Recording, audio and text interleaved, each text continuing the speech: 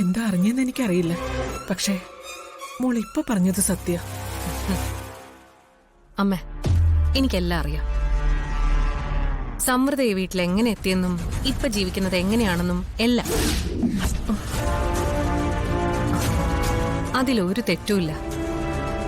സത്യത്തിൽ ഒരു നല്ല കാര്യം തന്നെയാണ് നിങ്ങൾ എല്ലാരും ചെയ്തത്. ആരാ എന്താണെന്നൊന്നും അറിയില്ലെങ്കിലും മരിച്ചുപോയ സ്വന്തം മരുമകളുടെ സ്ഥാനത്ത് അവക്കൊരു അഭയം കൊടുത്തല്ലോ. സാധാരണ അമ്മമാരാണെങ്കിൽ അതിന് സമ്മതിക്കാറില്ല. പക്ഷേ അമ്മ സമ്മതിച്ചു. അതാ അമ്മയുടെ വലിയ മനസ്സ്. സത്യം പറയാലോ മോളെ, യഥാർത്ഥത്തിൽ സമൃദ്ധിക്കല്ല അഭയം കിട്ടിയത്. ഞങ്ങളുടെ കുടുംബം രക്ഷപ്പെടുക ചെയ്തത്. തകർച്ചയിൽ നിന്ന് എന്റെ മോനെ അവളെ രക്ഷപ്പെടുത്തി. ഞങ്ങളാ നന്ദി പറയേണ്ടത്.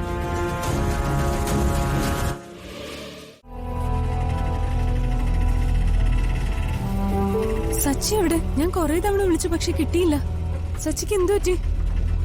അവൻ മുറിയിൽ വളരെ വിഷമിച്ചിരിക്കുക. സന്ദീപും സച്ചിയും തമ്മിൽ ഇപ്പൊ കടുത്ത ശത്രുക്കളായി. ഇത്ര നാളും അവര് തമ്മിൽ പരസ്പരം ഒരു വഴക്ക് പോലും ഇല്ലായിരുന്നു. എന്ത് കാര്യമാണെങ്കിലും അവര് തമ്മിൽ പരസ്പരം ആലോചിച്ചേ ചെയ്യത്തുള്ളായിരുന്നു. പക്ഷെ ഇന്നിപ്പോ ഞങ്ങളെ തകർത്തവരുടെ കൂടെ സന്ദീപ് നിൽക്കുന്നത് സച്ചി എങ്ങനെയാ സഹിക്കുന്നത്? സന്ദീപിന് അവന്തിക ബ്രെയിൻ വാഷ് ചെയ്തെടുത്തു. ജ്യേഷ്ഠനും അനിയനും തമ്മിൽ ശത്രുതയിലായി. പക്ഷേ ഇത് താൽക്കാലികമാണ്. എന്റെ 2 പെൺമക്കളെയും ഒരു വീട്ടിലേക്ക് ജ്യേഷ്ഠന്റെ അനിയന്റെ ഭാര്യമാരായിട്ട് കല്യാണം കഴിച്ചു കൊടുത്തപ്പോ എനിക്ക് എന്തൊരു സന്തോഷമായിരുന്നറിയോ. അതും സ്നേഹം മാത്രമുള്ള നെല്ലിശ്ശേരി വീട്ടിലേക്ക്. അവരുടെ 2 പേരുടെയും ജീവിതം സ്വർഗതുല്യാവുന്നതാണ് ഞാൻ കണ്ടത്. അതിലെനിക്ക് അഭിമാനവും സന്തോഷവും ഒക്കെ ഉണ്ടായിരുന്നു. 2 പെൺമക്കളുടെ ഭർത്താക്കന്മാരെ ഞാൻ മരുമക്കളായിട്ടല്ല, സ്വന്തം മക്കളായിട്ട് തന്നെയാ കണ്ടത്. സച്ചിയനുള്ളതിനേക്കാൾ സ്നേഹവും വാത്സല്യവും എനിക്ക് സന്ദീപിനോടുണ്ടായിരുന്നു. പക്ഷെ അവൻ കാരണോ ഇപ്പൊ സച്ചിമനകത്ത് ആകെ തകർന്നിരിക്കുന്നത്. മോളൊന്ന് ചെന്ന് അവരൊന്ന് ആശ്വസിപ്പിക്കും. ശരി.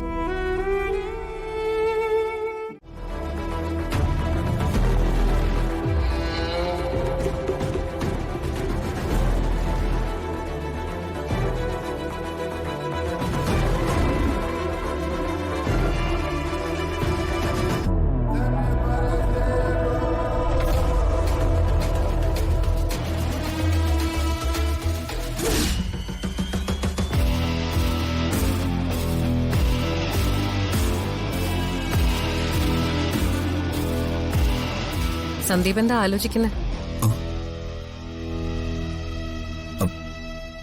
ഏയ് ഒന്നുമില്ല.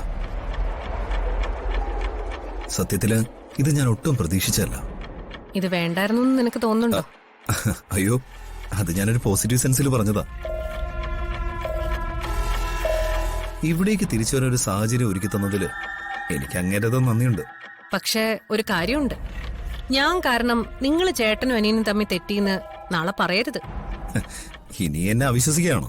വിശ്വാസവും അവിശ്വാസവും ഒക്കെ ആപേക്ഷികമല്ലേ സന്ദീപേ? ഇന്ന് നമ്മൾ വിശ്വസിച്ച് കൂടെ നിർത്തുന്നവർ നാളെ നമ്മളെ ചതിക്കില്ലാന്ന് എന്ത് ഉറപ്പുണ്ട്? നിങ്ങള് ഞങ്ങളെ ചതിച്ചത് അങ്ങനെയാണല്ലോ. എന്തൊറ്റി സന്ദീപ്? അല്ല, അനുഭവങ്ങൾ തന്നെയാണല്ലോ നമ്മളെ പഠിപ്പിച്ചുകൊണ്ടിരിക്കുന്നത്. അതുകൊണ്ടാ ഞാൻ പറയുന്നത്. ആലോചിക്കാൻ നിനക്ക് ഇനിയും സമയമുണ്ട്. നിന്റെ തീരുമാനം യെസ് എന്നാണെങ്കിൽ നിനക്കായി കരുതി വെച്ചിരിക്കുന്ന ഓഫേഴ്സിനെ കുറിച്ച് ഞാൻ സംസാരിക്കാം. ബാക്കിയൊക്കെ അപ് ടു യു.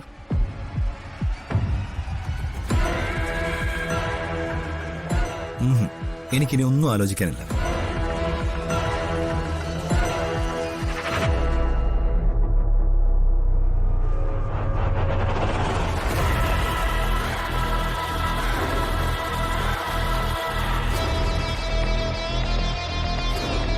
ഏത് വളർച്ചയിലും ഏത് തളർച്ചയിലും നിങ്ങൾക്കും കമ്പനിക്കും ഒപ്പം ഈ സന്ദീപും ഉണ്ടാവും. ഇതെന്റെ വാക്കാ.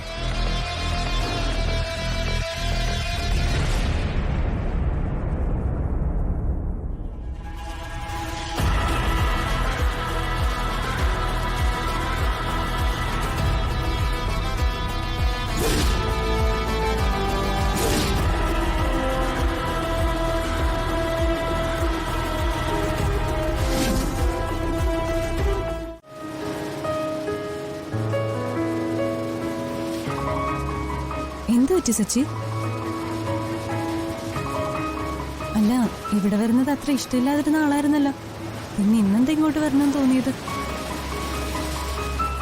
സമാധാനം നഷ്ടപ്പെട്ട് നിലനിർത്തി നിൽക്കുമ്പോ ഇവിടെ വന്ന് നിൽക്കുന്നത് നല്ലതാണെന്ന് അന്ന് വക്കീൽ പറഞ്ഞപ്പോ ഞാൻ വിശ്വസിച്ചില്ല.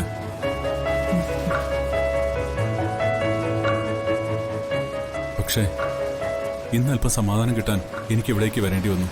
സച്ചി എന്തിനാ ഇങ്ങനെ നിരാശപ്പെടുന്നേ? അർച്ചനയുടെ കാര്യം ഓർത്തിട്ടാണോ? അല്ല വക്കീലെ, എന്റെ കുടുംബമാണ് ഇന്നെന്റെ ദുഃഖം. സമ്പത്തും ബിസിനസ്സും എല്ലാം ഉണ്ടായിരിക്കുമ്പോൾ മനുഷ്യന്റെ വിചാരം എന്നും അതുപോലെ എല്ലാം നിലനിൽക്കുന്നതാണ്. എല്ലാം വരാനൊരു കാലമുണ്ട്, പോകാൻ മറ്റൊരു കാലവും.